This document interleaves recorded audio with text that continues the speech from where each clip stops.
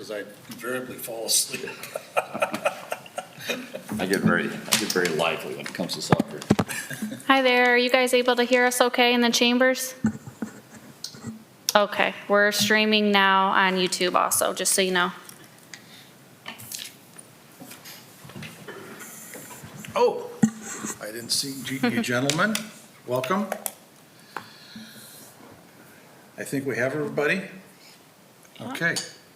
Then we'll come to order. This is the June 16th, 2021 meeting of the City Commission, Landmark Commission for the City of Sandusky. Roll call, please. Dr. Berkey? Here. Commissioner Meinzer? Here. Mr. Griffiths? Here. Mr. Whaley? Here. Mr. Nagel? Here. And Mr. Galea and Mr. Lawrence are absent today. Okay, our first item up is our meeting minutes from the May 19 meeting. We had a little time to review those. Do we have any changes to the minutes? If not, I need a motion to approve. Motion to approve the minutes from our previous meeting.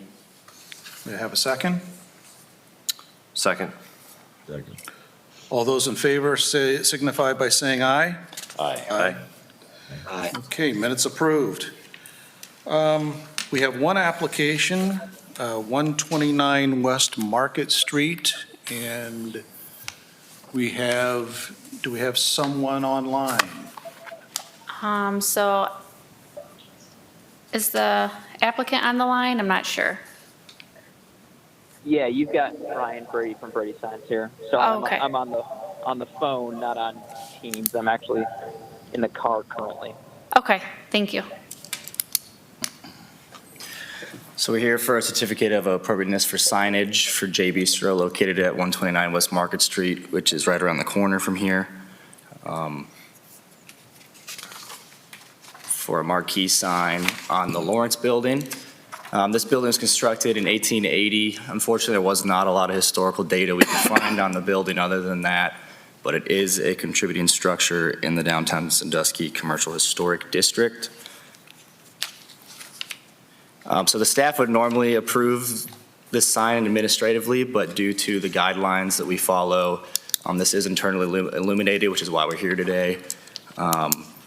So the sign the lighting itself is pretty subtle. It's an opaque halo lighting sign. We've had similar channel lettered signs like this that have been approved in the past.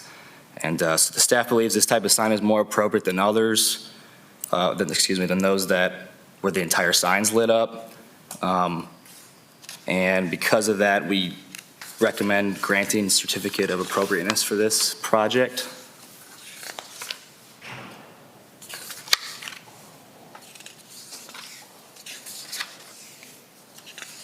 That's it, right?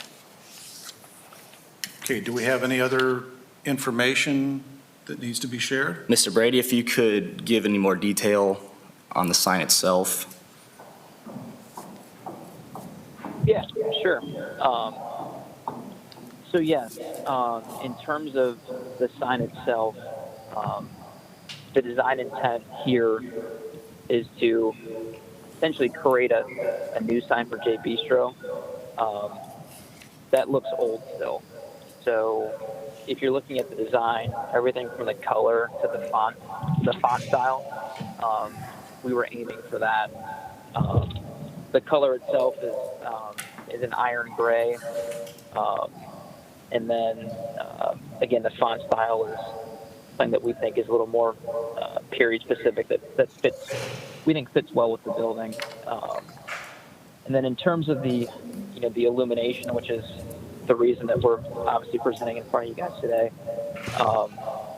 the goal of the illumination essentially is to give this sign the appearance of basically being neon at nighttime, but just using modern technology.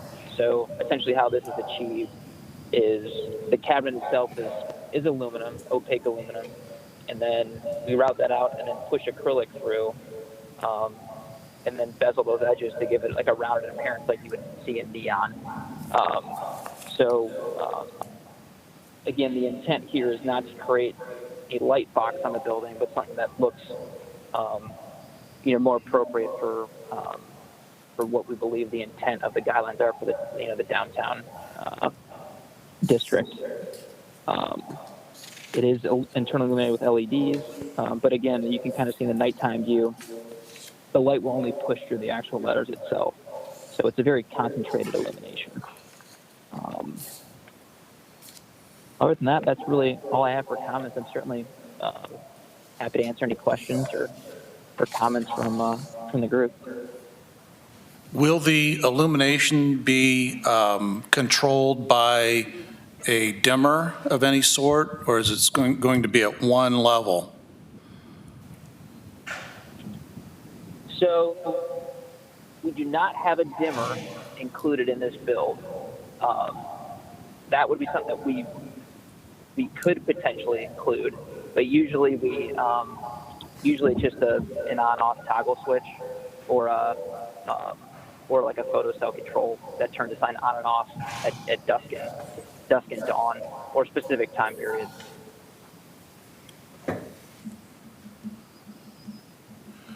Other questions?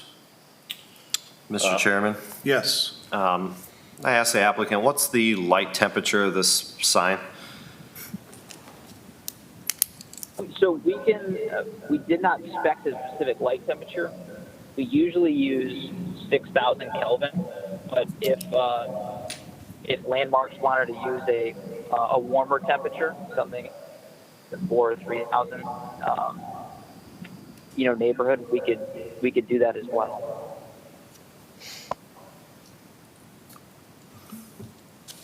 Other questions? Not for the applicant, I guess I have a process question for internal discussion and for staff. We have approved some internal blade lighted signs. The one I can think of is the one on the Vita building here. That was, my understanding, a refurbishment of a previously existing sign. That wasn't a new one. Are there any examples of new lighted signs that this commission has approved in the historic districts? I can't think of any. The commission building outside actually is, it's not exactly the same because it's not internally lit per se, but it is halo lit from the back. Right. So that's fairly similar, which could be used as a model. There's a building around the corner City that's Hall one you're talking about? Yeah, correct. As far as, Chairman, go ahead. what about dailies? And how does it, like, the brightness compared to dailies? I got a feeling it's probably not quite as bright. That's existing. Yeah, so it would be similar to. I mean, it's a similar design. Dailies is actually neon, open-faced neon letters. So it would be similar in comparison to that. The bottom of Dailies signs is actually a routed and push-through acrylic element. That is a similar fabrication style to what we're proposing here. So it would be, I would say, it would be of similar brightness to Dailies. Now you can make the argument that fresh neon would be much brighter than what we're proposing here. But over time, neon dims, and that Daily sign is probably 6 or 7 years old now, maybe even older than that. So the neon that you see now was not, is not as bright as it was, day one when we installed that sign. Right, and Ryan, white is the color so what we're seeing is the color that we're looking at? That is correct, yes. Great, thanks. Any other questions or concerns? Mr. Chairman, Yes. Mike, I'm looking at the sign and I don't know a lot about Calvin's or brightness, but I think it's got a lot of character. It may not be historically correct or aesthetically, but I kind of like it, and I think the more antique you could make it looking with the lighting, that'd be better. But I don't have any objections to the way that thing looks on there. I think it goes along with the building fine.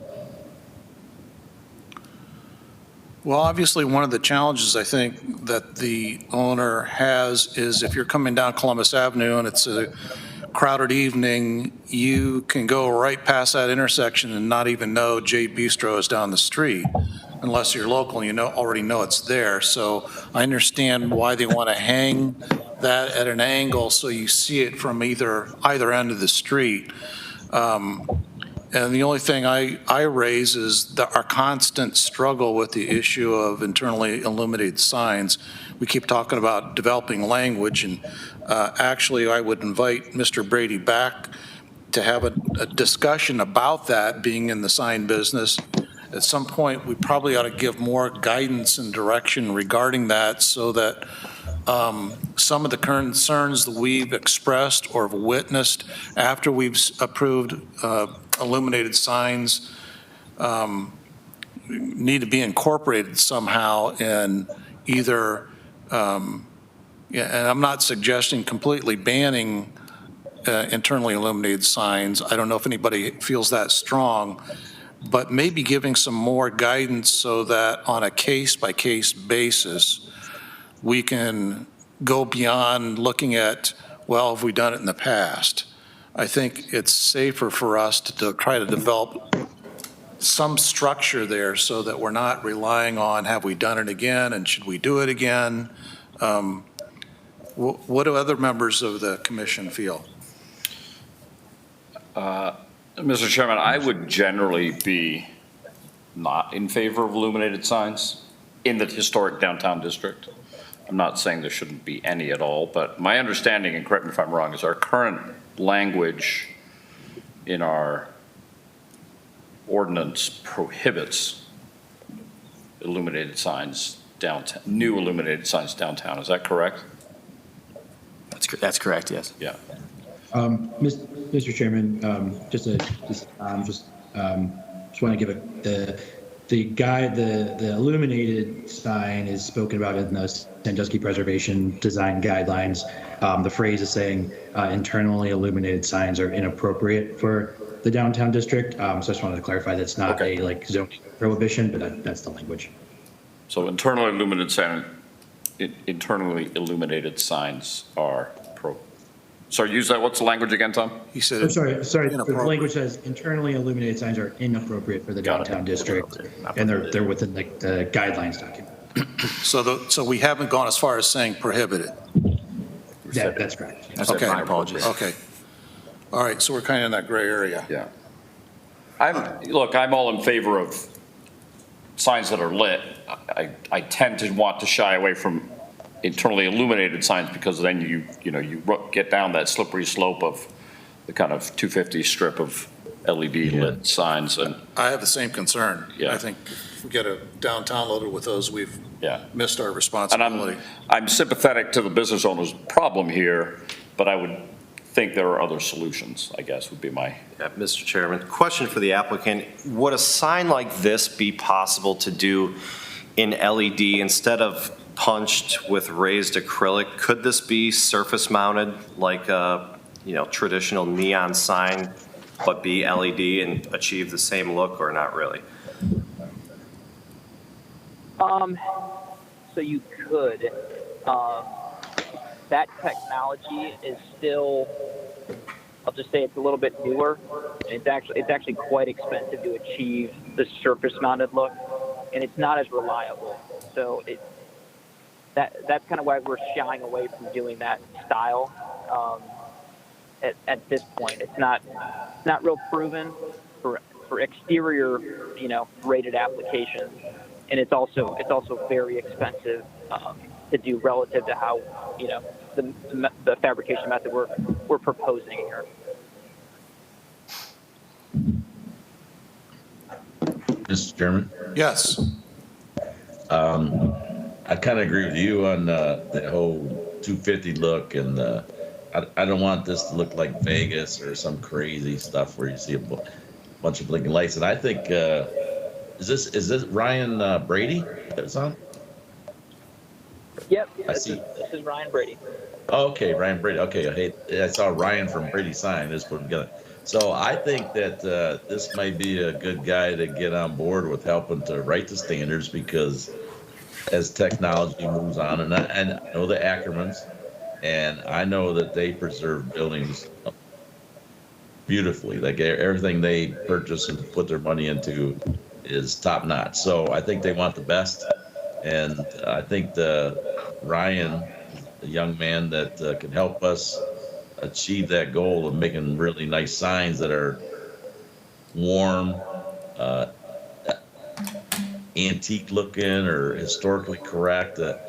I just go back to like word old school. I think it adds a little character to some of the buildings, and you're right, because I have a lot of vacation rentals people that I take down there, and they don't see that in the street. I go around the block, I drive and tell them this is a nice restaurant to eat at. So I think that they need to market it a little bit, but we shouldn't limit that. But and knowing the Ackermans, I think that if this is the best technology and the most historically appropriate sign that they can build right now, they'll change out when the technology advances. But I think where Ryan would come in handy is to stay in contact and communication with Mr. Horseman or Mr. Holiday or Alec. Alec, welcome, Alec, the new Thank you. assistant planner. That's my 2 cents. Yeah. So, I'd be happy to play whatever role this group would want to help in, I don't know, guiding or crafting language, if you will. I mean, we work in a lot of places. We see a lot of different language in terms of code in downtown ordinances and the like, and some are better than others. And, I guess what I would say is, traditionally, you have like the evil light box, right, that everybody's like cringes about. It's like, a bunch of plastic faces and it looks up like crazy. I can tell you when we sat down with Gary and we talked about what do we want this sign to look like, the first thing he told me is it's got to fit with the building. Whatever we do here has to fit with the building. And so, again, the intent, that's where the intent was driven from. And I didn't do a great job of expressing, why Gary wants the sign, but it was mentioned that you don't know Jay Bistro's there right now. If you're not from Sandusky or you're from out of town, if you come down to that corner there on Market Columbus, you wouldn't know Jay Bistro's there. So this sign obviously very much changes that situation for him, both from that perspective, but also from the perspective of people coming off Jackson Street Pier and coming up, Water Street. It's going to be visible through that parking lot as well. So for their visibility and marketing, this is a huge upgrade for them, and I think it's going to be a really important investment for their visibility and viability moving forward downtown. Chairman, a comment, please. Yes. Yeah, I tend to agree with Mike on this. I think that this is going to be a good addition, and we certainly know the Ackermans, and I think we have to think about their reputation in Sandusky. They have done a great job with every building they've done, and they've have been very cognizant of the look and the feel of the downtown, and I think we do need to take that into consideration. This doesn't have a Vegas-style look to me. I agree that there might be time to, maybe adjust the standards and talk to some professionals. But I think doing this is a good thing, and I like to help a business that's been there for quite some time now. They were one of the first new restaurants downtown when we kind of started our renaissance. So I certainly fully support this. Anyone else? Does someone want to make a motion?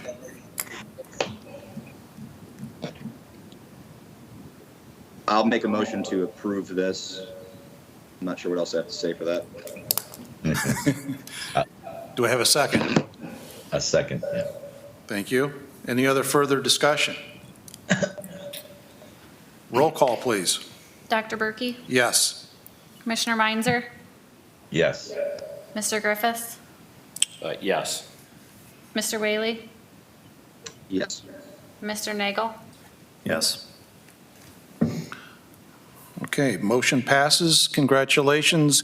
And Ryan, we'll be back in touch with you. I think you give some valuable help working with other municipalities in these same issues. And we know it's not always going to be you. I think you're demonstrating your understanding and sensitivity to the illumination issue, but of course we'll get some of your competitors in. that may not be as familiar with what we're trying to achieve or not achieve. So if you would be willing to assist us in developing some language that finds some common ground to address our issues, but also allow some leeway for the example that you brought us this evening, that would be appreciated. Yeah, absolutely. Again, I'm very happy to help. You guys know where to find me. When you guys are ready, we'll be ready to help. Super. Thank you. All right. Thanks, everybody. I appreciate it. Okay, moving on. Item 4. Ryan Brady is now exiting. Item 4 is, prior to our last meeting, we had promised you to bring an updated version of our application for the Certificate of Appropriateness. And so this is the second time we're coming back to you. We really haven't had a discussion about it. A little bit of background information. I went through, that you saw later in an attachment, I went back through all of the minutes that I had from meetings and looked at concerns that were expressed at times about applications. Then I did a search of what other cities do with their applications for certificates of appropriateness. I think Ryan Nagel provided me with the Cleveland's copy. I also looked at, and specifically, I looked at many, but I used pieces and parts from the following municipalities: Lee County, Florida; Spartanburg, South Carolina; Lynchburg, Virginia; Gettysburg, Pennsylvania; Boston, City of Delaware, Ohio; Lexington, Kentucky; and Charleston, South Carolina, and tried to look at concerns that were expressed. How do we develop? One of the things that was readily evident when I looked at what other municipalities do was the specificity of the information they were requesting from an applicant. And much of it pertained to, okay, you're making exterior changes to a historic structure. What are you doing to maintain the historic relevance of that building? And so several of the items that have been added to the application ask the applicant to explain that in further detail. Hopefully you've had a chance to look this over. Let's start with, do you have questions or concerns? Mr. Chairman, a couple questions. One is just on the note, and I know we had discussed this a little bit, on that note regarding prior exterior work being performed. I guess the way it's worded now, it states that applications will not be considered until it's the applicant has restored the property to original condition, et cetera, et cetera. I would like to leave us some wiggle room to be able to, in circumstances, for example, where there's urgent structural work that needs to be done, or work to ensure that water, et cetera, is not getting into a building, that we're not necessarily requiring people to tear stuff off that they may have done in an effort to preserve a building, if you like. So I don't know if we want to change that language to may not be considered, or how we would rephrase that, but I just want to get us away from an absolute blanket that says we're never going to consider it, or we're going to require removal in every circumstance. Okay, would you want to add language to it such that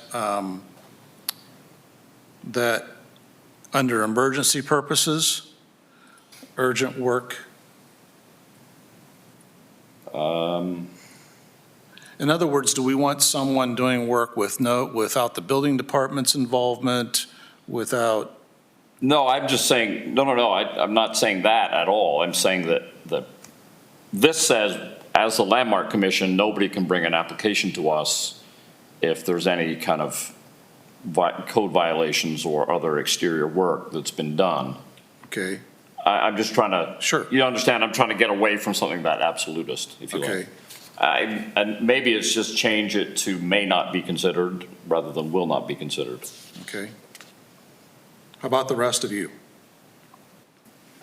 Are you agreeable to that suggestion? I think so. Okay. Yeah. Anyone else? All right, so we would strike will not be and change it to may not. May not be. Okay. All right. Other concerns or questions? I just had another question on the punch list, Yes. on the application. What do we mean by relocation? That's all.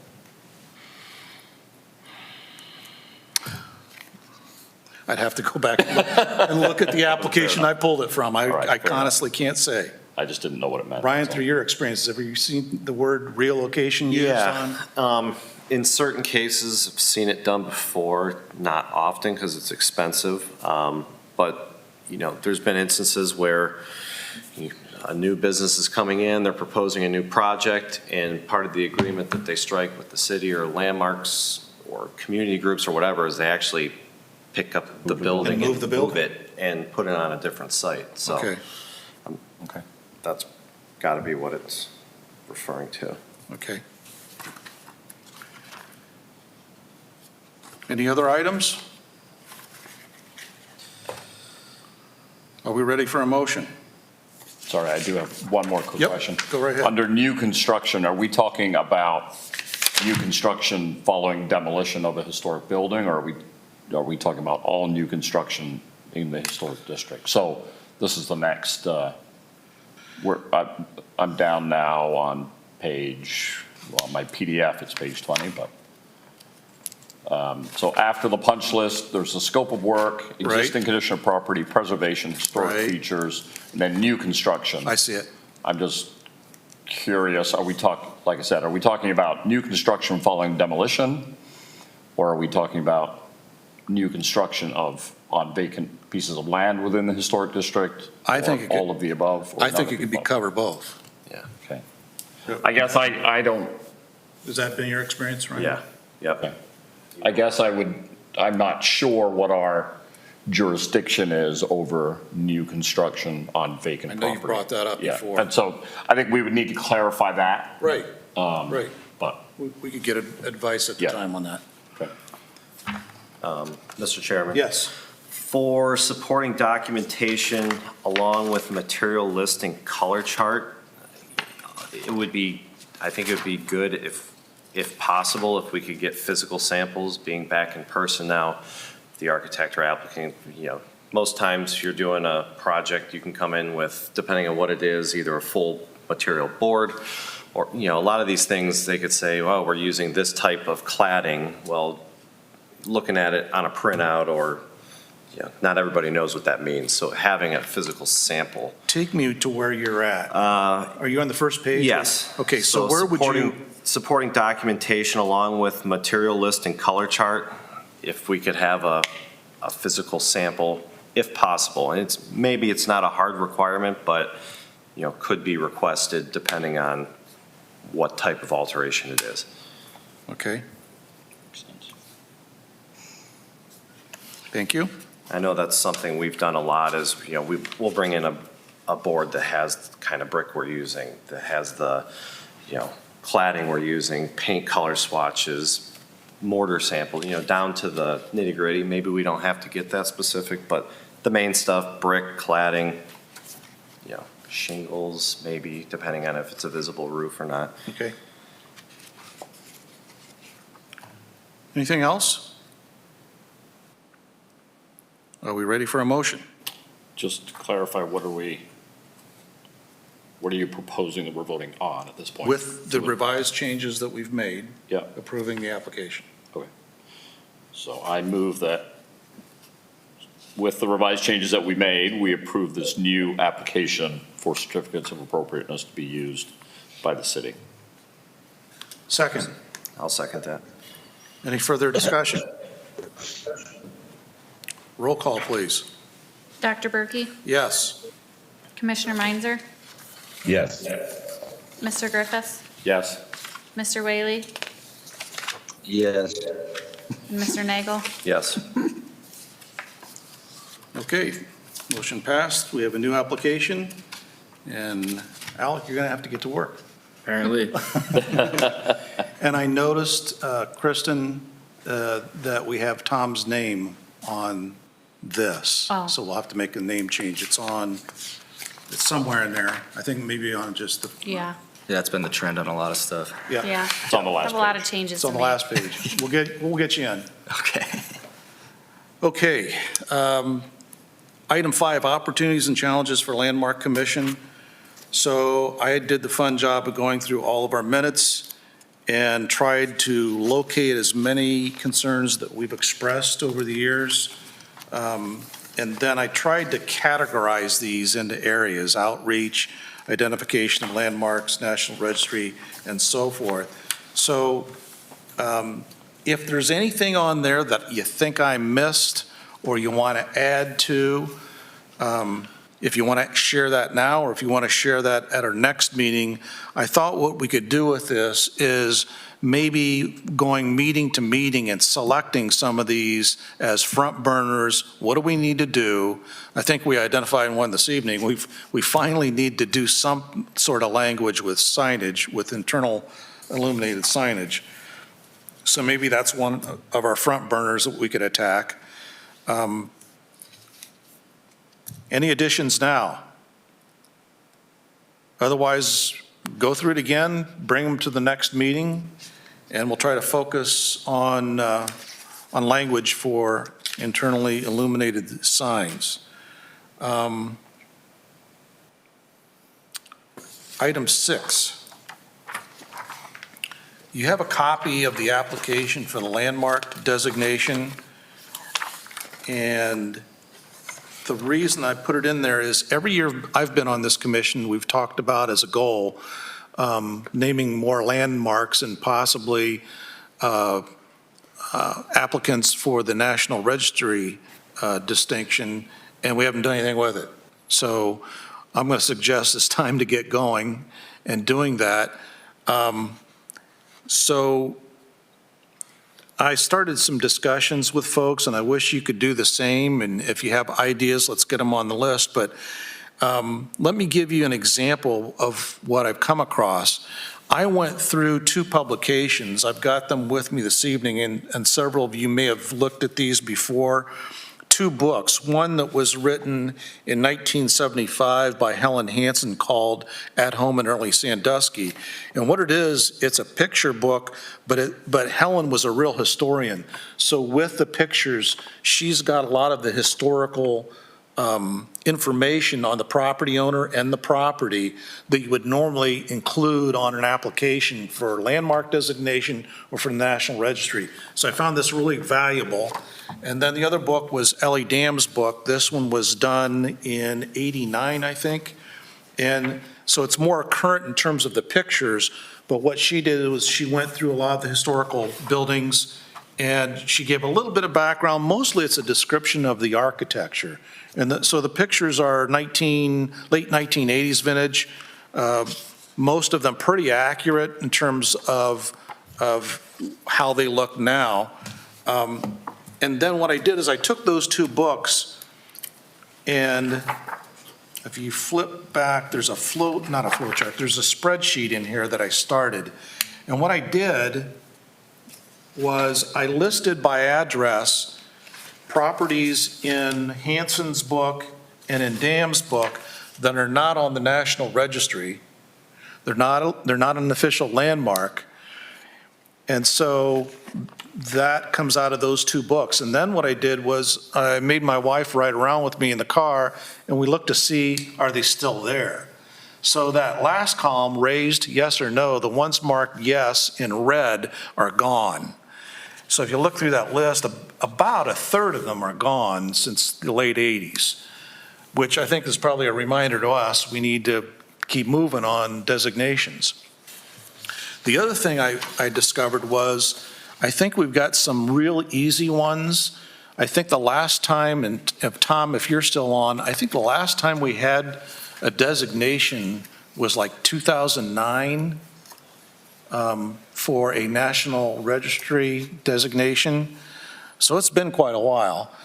But I had suggested to me and discovered through these two books a short list of things, of structures that I thought should qualify for National Registry.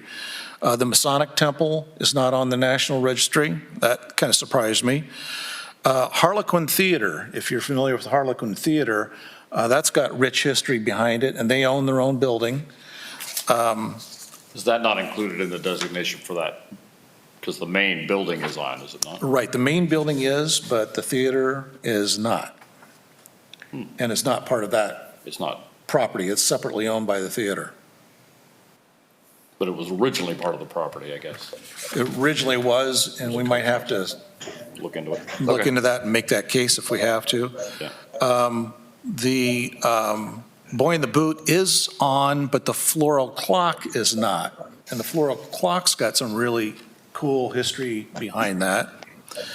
One that I'm very familiar with is the Sandusky Register building that was built in the 20s, Art Deco style. You would think would go on the register. It's not on the National Register. If you've ever been inside that building on the upper floors, there are two identical offices built the same way, and the reason for that was the Register wasn't the company that put the building up. It was the other newspaper in town, the Evening Star Journal. And the Evening Star Journal, when the stock market crashed, the two partners decided to sell out to the Register, and that's how the Register acquired the building. So there's a kind of neat history behind it. And I know a little bit more because the second owner of my home on Columbus Avenue was one of the two partners, a guy by the name of Alvord, and his partner's name was Peters. And then the other one that was just handed me this afternoon is somebody brought up the city greenhouse. Possibly, I don't know the history of the greenhouse, but people tell me it's been around quite a while. It's something that almost went out of business and people came to the rescue to save it. There's a Friends of the Greenhouse. Friends of the Greenhouse? We'll have some information on that. Chairman? Yes. Sorry to interrupt there. I just, since the folks are watching this and might be interested in the process, what would be, so we can keep this clear to the public, what would be the advantage to someone going through the process and getting this designation? What does that get them? Other than, we know they get a neat sign, but what else? Yeah, so there's really been a myth about going on the National Register. People sometimes avoid it because, I don't want somebody controlling my property. Right, that's what I want to clear up. Yeah. And the only time that has come into play, I believe, and if Tom, you're still on, you can correct me on this. I don't think the only time that comes into play is if they've taken taxpayers' dollars Correct. to do restoration. Am I right on that, Ryan? Yeah. Okay. Otherwise, If it involves public money, you're subject to Section 106 review. okay. If not, it doesn't have any power over what you can or can't do with your property.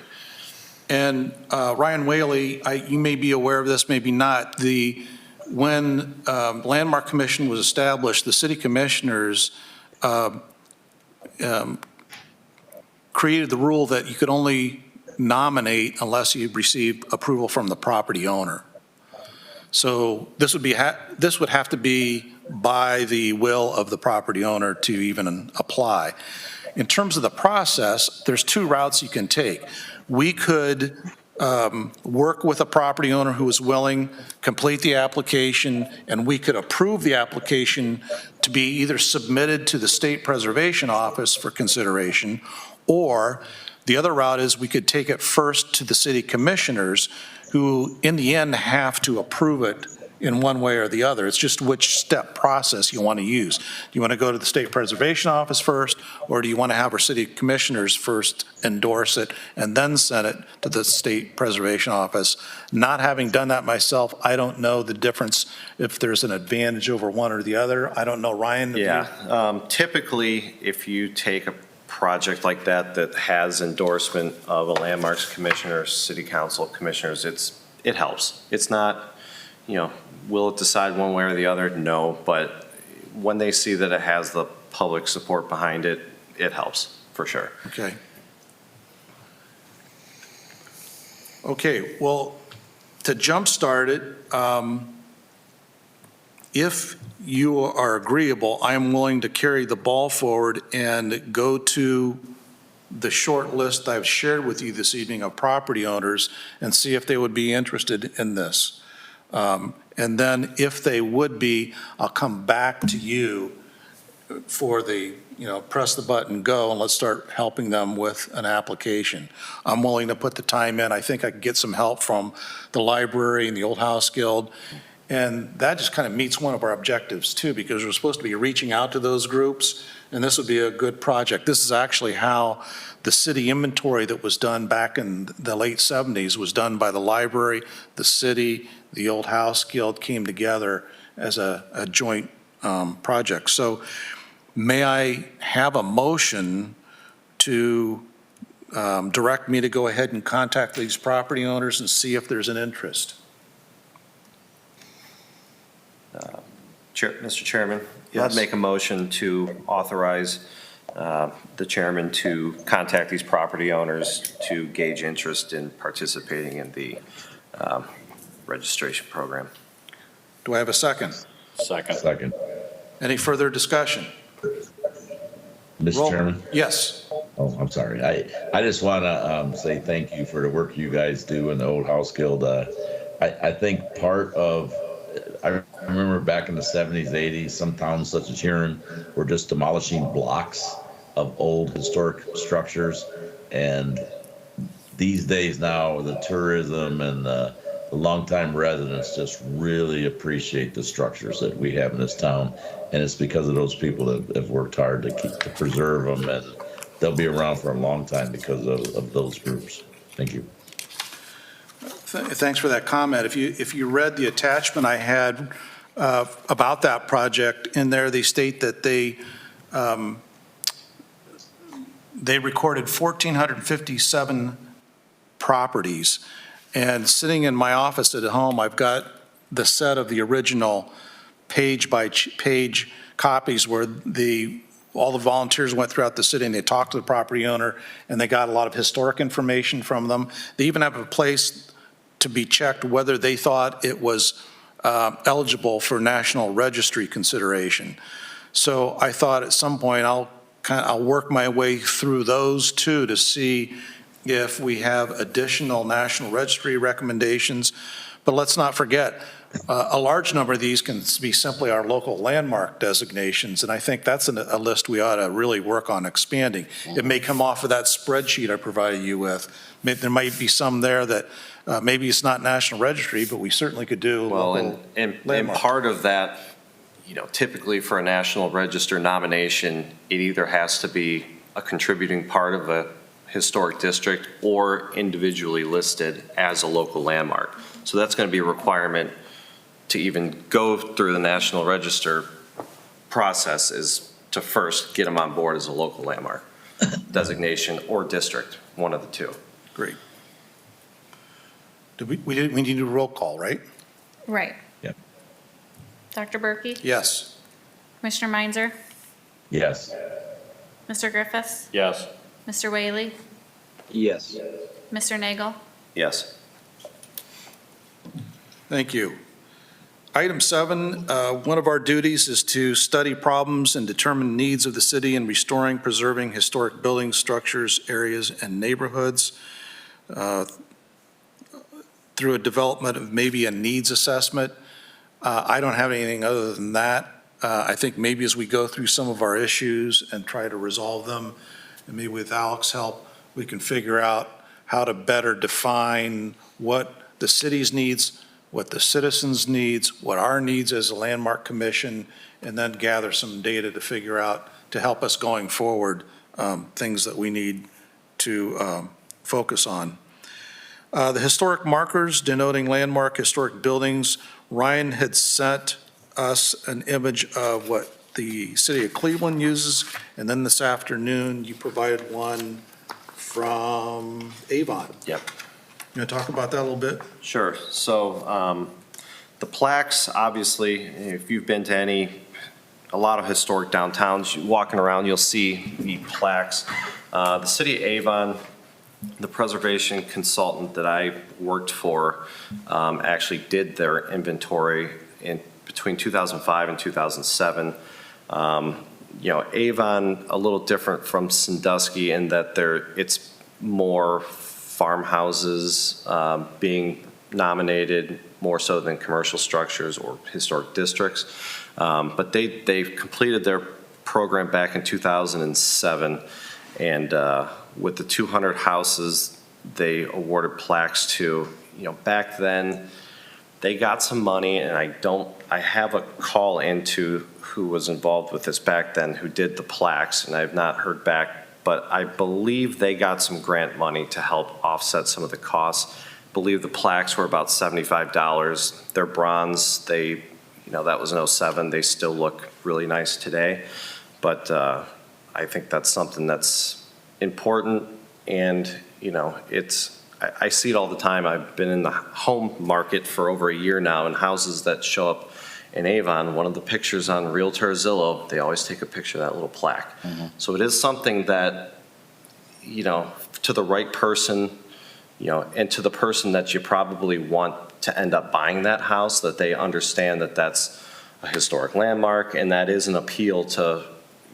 the people that you want to purchase these and ultimately, maintain them long term. So I think that, for those reasons, and if we're gonna push to get more properties listed on the National Register, having them designated as a local landmark or part of it, expanding a district and having the plaque, I think it's a nice touch for, hey, they've taken their time to provide us with information and help us out with the history of things, and they're agreeable to, being a landmark. It's just a nice thing if it's something we can get dollars for, or if it's something, that they have to kick in. I think a lot of, as long as it's not cost prohibitive, I think it's a nice touch, and the more that we can do to offset that, I think it's worthwhile. Any other comments? And one more thing, on some of these, you'll see the Avon Historic, it's as simple as Avon Historic Landmark. The city of Cleveland has on the tag an inventory number from their master list. I think the one I provided was St. John's Church. It's the oldest church in the city of Cleveland. It was part of the Underground Railroad. It's got a very rich history, and I think that was number 10. So it's one of the early ones, and they've been doing it. I believe they started that program back in the 70s, and they keep, adding to it as it goes.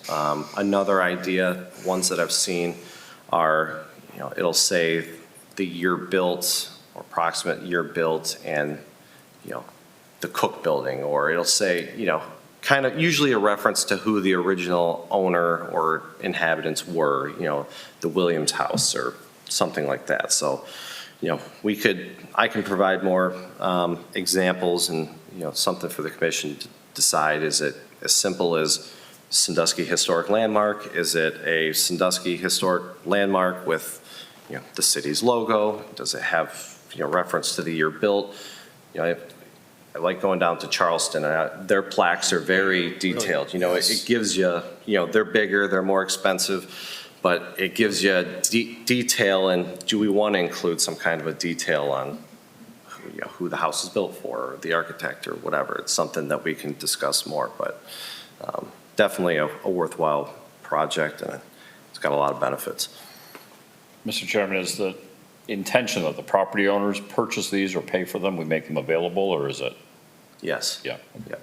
So you could actually have a couple of kind of price points and options with some more detail. Yeah, I mean, like the City of Avon one, it was a one-size-fits-all plaque. Avon Historic Landmark made it easy. They ordered 200 of them, and everybody that participated and wanted to have their house registered on the list, they got one.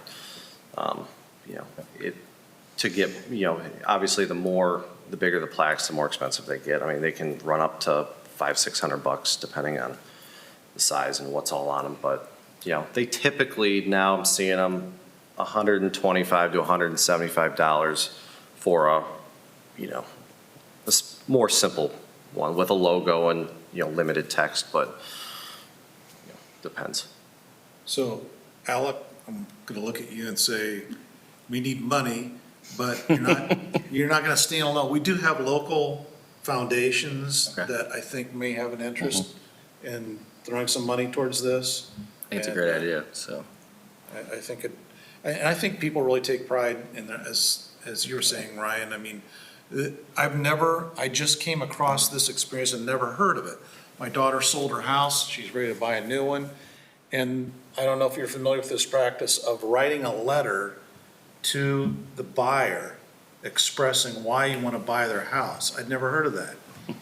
And so when my daughter put in her bid for the house, she was in the middle of the pack, but they sold it to her based on the letter that they wrote her, and it was all about, are you going to take care of my house? Put a lot of effort into it, means a lot to us. Hope they don't want to see somebody coming in and completely changing all the memories that they have associated with that house and the good feeling. So I think this would contribute to that.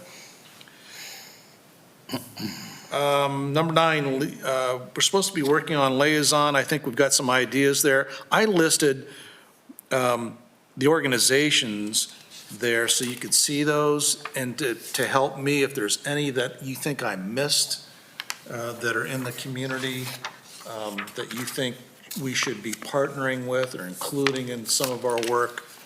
Take a look at those. If you know one now, suggest it. If not, maybe next meeting, come back and say, hey. The only one I would maybe throw out there is the Friends of the Greenhouse, Friends of the Sandusky Greenhouse, especially if we're looking at things like the floral clock and some of that stuff.